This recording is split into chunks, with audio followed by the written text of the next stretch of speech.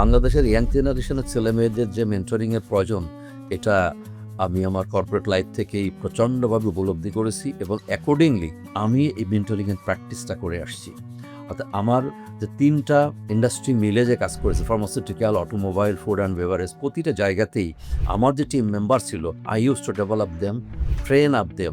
তো training and মেন্টরিংয়ের মধ্যে পার্থক্য যেটা, যে actually one to one mentoring যেটা, ট্রেনিং হয়ে যায় জুম্মার খুতবার মতো বা ওয়াজ মাহফিলের মতো, সবাইকে অ্যাড্রেস করে কথা বলা, এটা কে কতটুকু নিতে পারে এবং কতটুকু ফলো আপ করে এটা বলা মুশকিল। বাট ওয়ান টু ওয়ান মেন্টরিংটাকে আমি প্রিফার করি একটা কারণেই, ওই ব্যক্তিটার টোটাল ব্যাকগ্রাউন্ড, পারিবারিক ব্যাকগ্রাউন্ড, তার ব্যক্তিগত টোটাল ব্যাকগ্রাউন্ডটা নিয়ে তার লাইফের গোল অ্যান্ড পারপাসটা কী সেটা দেখা এবং সেই অনুযায়ী ধীরে ধীরে তাকে ডেভেলপ করে নিয়ে আসি আমি। একটা এক্সাম্পল আমি বলতে পারি যে আমার একজন কলিগ, নাম বলছি না, দীর্ঘদিন ধরে আমার সঙ্গে, he use to work with me, sometimes উনি অন্য প্রতিষ্ঠানে কাজ করেছেন, বাট কখনোই আমরা টাচের বাইরে যাই নাই। আমি যোগাযোগ করেছি অথবা সে যোগাযোগ করেছে, আমরা ক্লোজ টাচে থেকেছি এবং তাকে একটু একটু করে ডেভেলপ করার পরে অ্যাট প্রেজেন্ট রানিং অবস্থাতে উনি কোনো একটা বড় প্রতিষ্ঠানের জিএম হিসাবে আছেন। একটা মানুষের জীবনের যে বৈষয়িক এবং দ্য পার্সোনাল ওয়ার্ল্ডে যেটা বা বৈষয়িক যেটা এবং পারিবারিক এন্টায়ার প্যাকেজ যদি আমরা ধরি, আসলে সব কিছুই তার জীবনে অর্জন সম্ভব হয়েছে।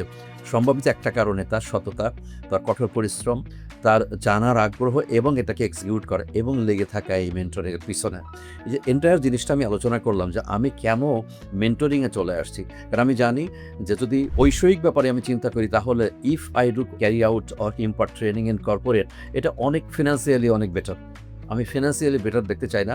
I want to touch the heart or soul of individual people এবং সেটাতেই একটা মানুষকে অনেক দূর ডেভেলপ করা সম্ভব, যাতে দেখা যাবে যে ওই ব্যক্তিটাই কোনো একদিন আরও শত শত মানুষকে টাচ করতে পারবে।